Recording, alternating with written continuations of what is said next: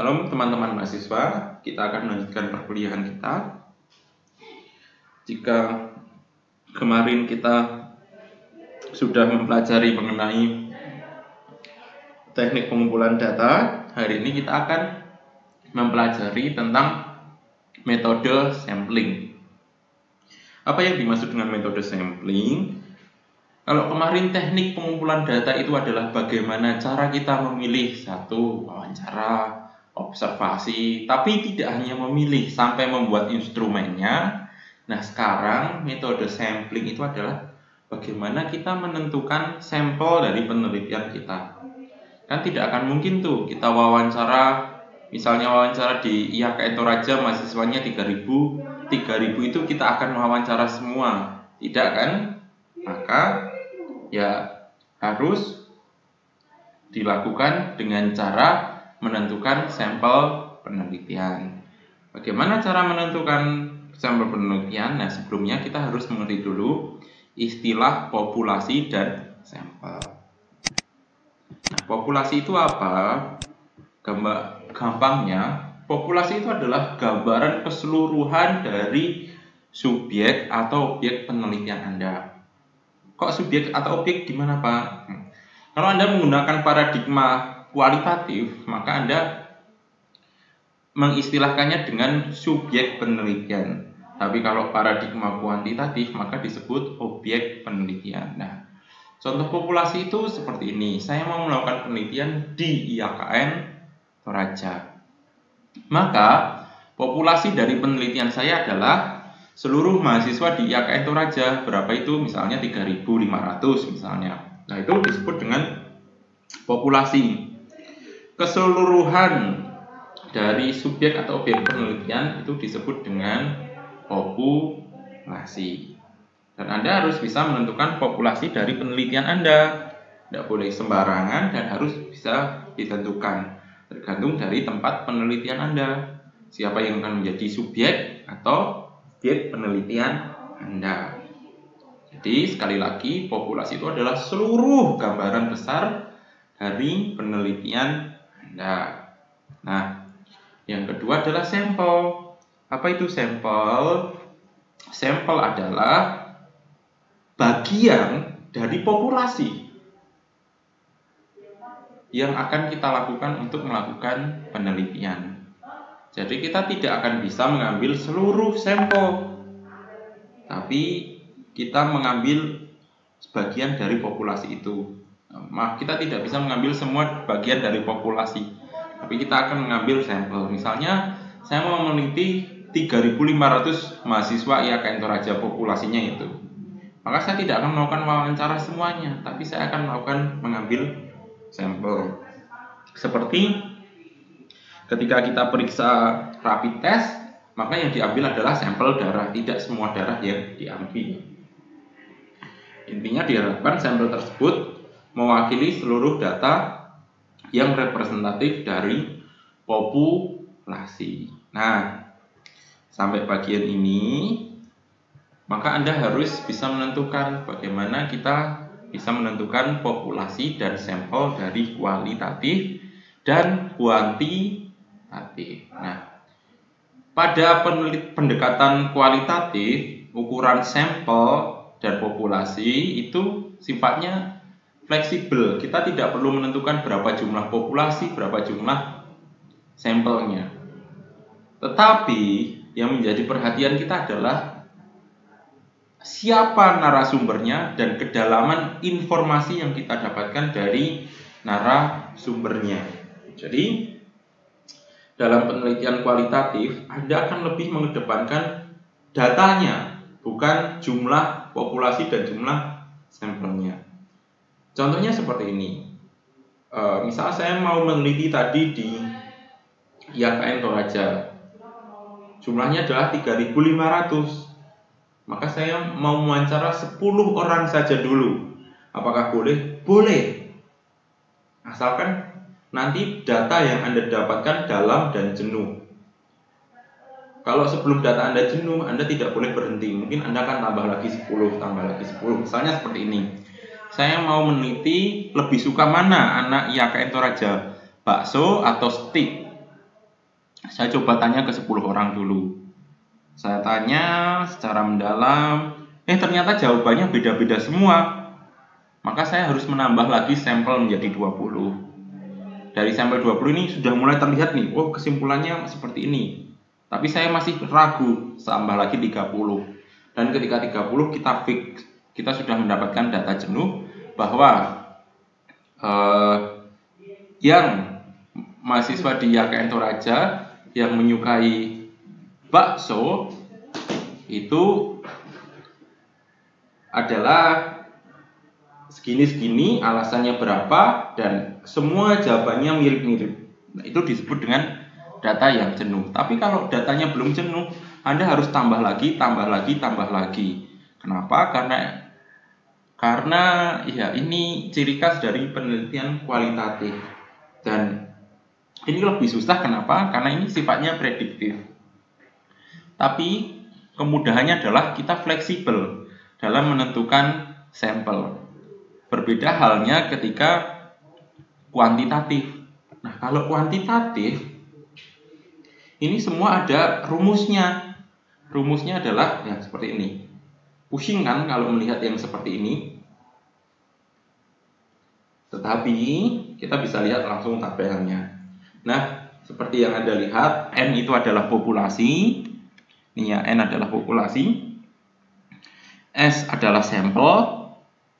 1% adalah taraf kesalahan 1%. 5% taraf kesalahan 5%, 10% taraf kesalahan 10%. Dan kita lihat tadi N-nya 3.500. Maka sampelnya harus 558 kalau taraf kesalahannya adalah 1%. Yang dimaksudkan bahwa kita harus mengambil sampel di YKN Toraja sebanyak 558. Kalau tarafnya 5%, taraf kesalahannya 5%, berarti harus mengambil 317 mahasiswa sebagai sampel yang akan kita tanyakan, wawancara, atau kita berikan kuesioner. Nah, dalam kuantitatif menentukan sampel itu ada hukumnya seperti ini. Tidak boleh sembarangan. Tetapi kelebihannya adalah pasti. Populasinya segini, sampelnya pasti segini. Dan apapun data dari sampel tersebut, kita harus simpulkan. Berbeda dengan kualitatif. Kalau kualitatif kita harus tunggu sampai datanya jenuh, baru bisa kita tarik kesimpulan. Kalau belum jenuh gimana Pak? Ya tidak bisa ditarik membuat kesimpulan seperti itu. Nah, ini metode sampling. Jadi itu tadi fokus untuk menentukan populasi dan sampel di penelitian kualitatif dan di penelitian kuantitatif. Semoga bisa dipahami perbedaannya dan kelebihan dan kekurangannya. Saya ulangi lagi, kelebihan di kualitatif itu fleksibel, kita bisa menentukan jumlah sampelnya. Tetapi susahnya adalah prediktif. Karena apa? Kalau datanya belum jenuh, datanya belum bagus, kita harus tambah. Belum bagus, kita tambah, kita tambah, kita tambah, kita tambah terus. Kelebihan dari kuantitatif adalah kita pasti, karena semua terikat rumus. Jadi populasinya sekian, sampelnya harus sekian. Nah, kekurangannya adalah ya semuanya itu harus matematis. Kita tidak seenaknya menentukan sampel dan harus ada rumusnya. Tinggal pendekatan apa yang Anda akan pakai. Nah, sekarang kita lanjut ke metode sampling. Bagaimana menentukan narasumber atau subjek atau penelitian. Nah, dalam metode sampling ini ada dua teknik besarnya, yaitu probability sampling dan non-probability sampling. Yang keduanya memiliki jenisnya masing-masing dan biasanya memiliki kecenderungannya masing-masing. Nah, langsung saja, apakah itu probability sampling? Probability sampling adalah pada dasarnya semua anggota populasi punya kesempatan untuk menjadi sampel penelitian. Saya ulangi lagi, pada dasarnya semua anggota dari populasi punya kesempatan untuk menjadi sampel penelitian. Nah, bedanya nanti dengan non-probability sampling, tidak semua anggota populasi berpeluang menjadi sampel penelitian. Wah, Pak, bingung gimana dong? Ya, saya coba jelaskan contohnya, semoga semakin jelas. Ingat ya, kata kuncinya, kalau probability, semua berpeluang menjadi sampel penelitian.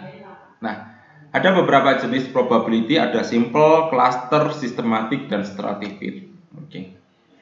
Yang pertama adalah simple random sampling. Ingat, paradigmanya adalah dalam probability sampling semuanya punya kesempatan menjadi sampel penelitian. Simple random sampling itu kayak arisan itu loh. Ketika kita mau menentukan sampel penelitian atau narasumber kita, misalnya di YKN Toraja itu, kita punya 3.500 nama mahasiswa.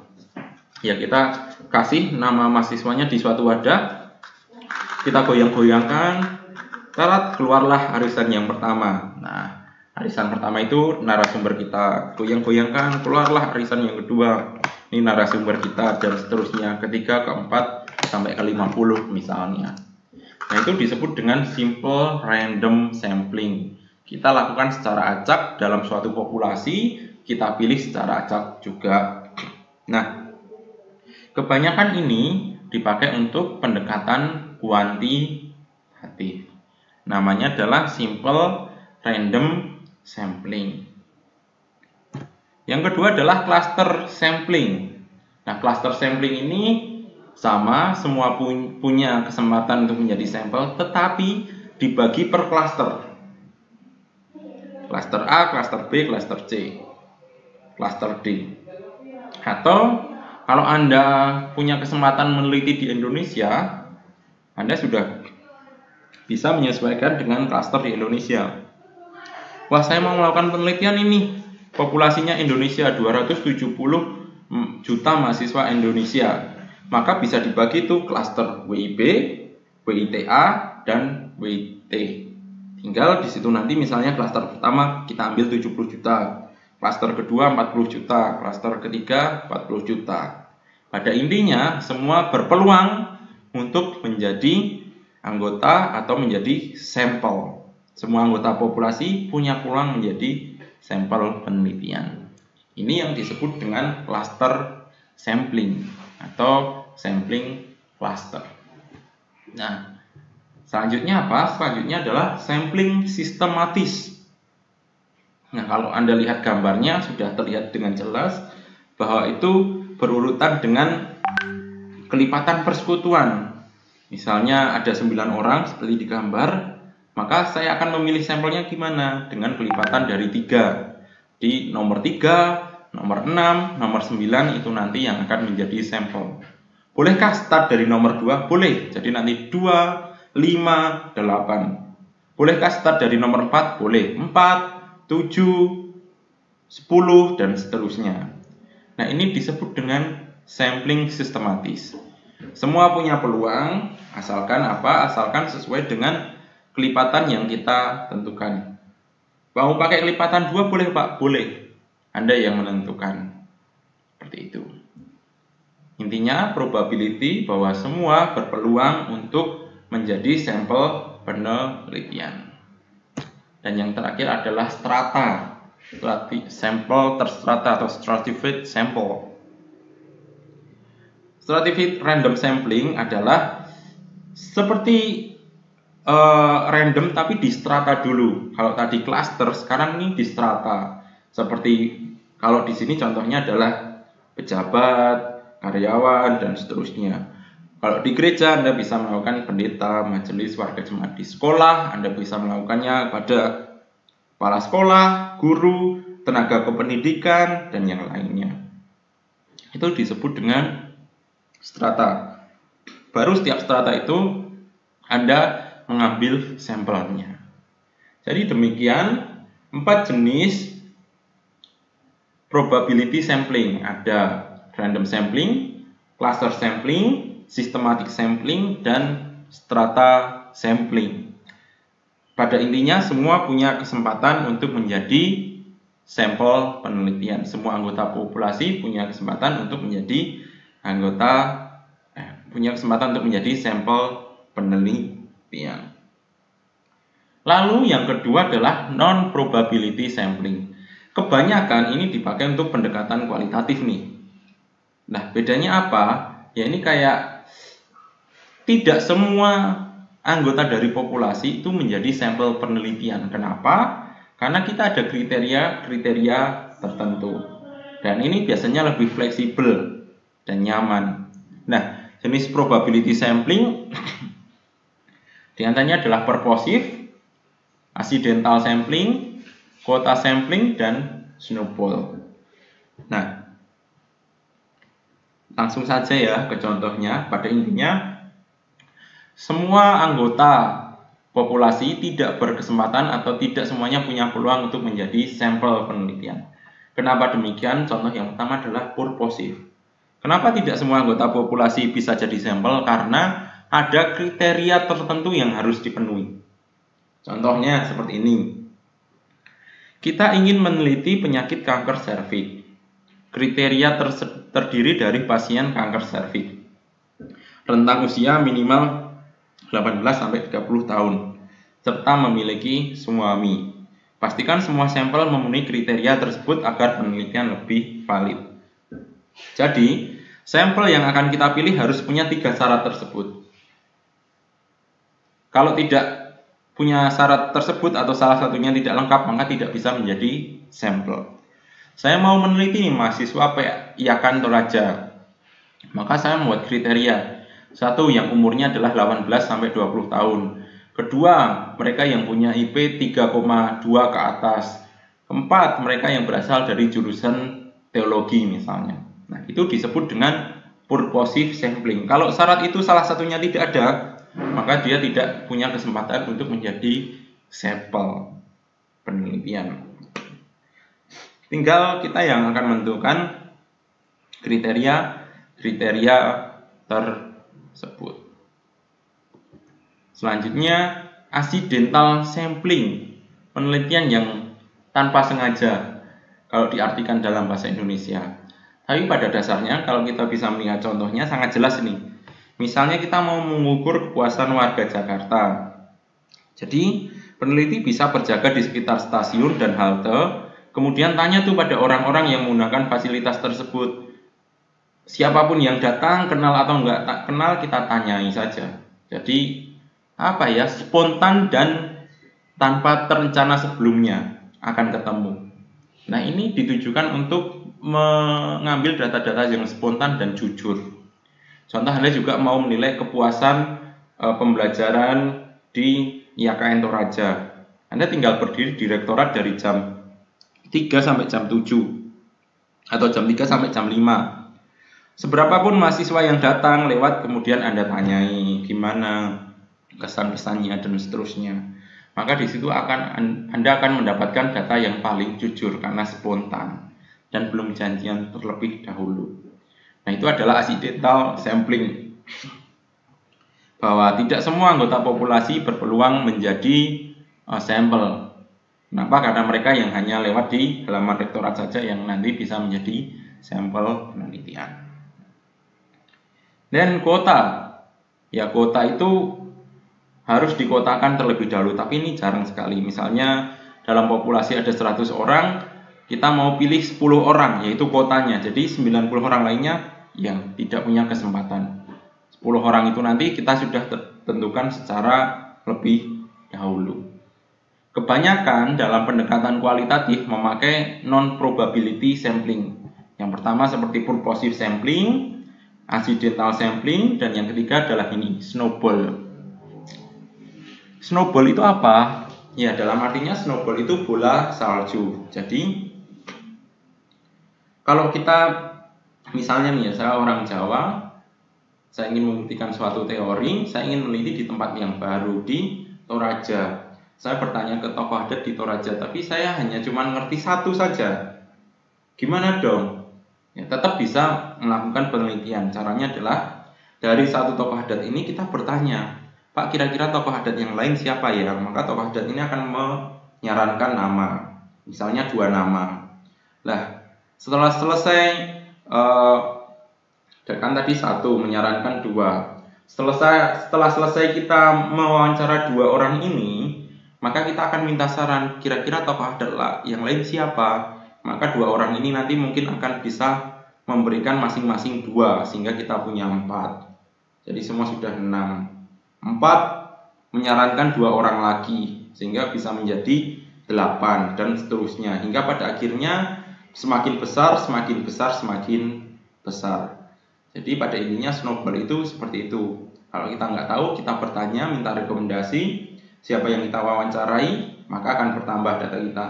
Tanya lagi, tambah, sampai benar-benar datanya banyak, dalam, dan kita bisa menarik suatu kesimpulan. Nah, ini biasanya sering dilakukan untuk penelitian kualitatif, baik snowball, baik accidental maupun purposive sampling. Sekarang tinggal Anda memikirkan judul saya, kira-kira nanti mau pakai sampling apa ya? Purposive atau snowball atau random sampling kalau kuantitatif, atau pakai strata kalau juga kuantitatif, mau pakai yang mana ya? Yang paling tepat dan paling nyaman untuk saya lakukan nantinya. Ya, demikian perkuliahan kita hari ini. Tuhan Yesus memberkati.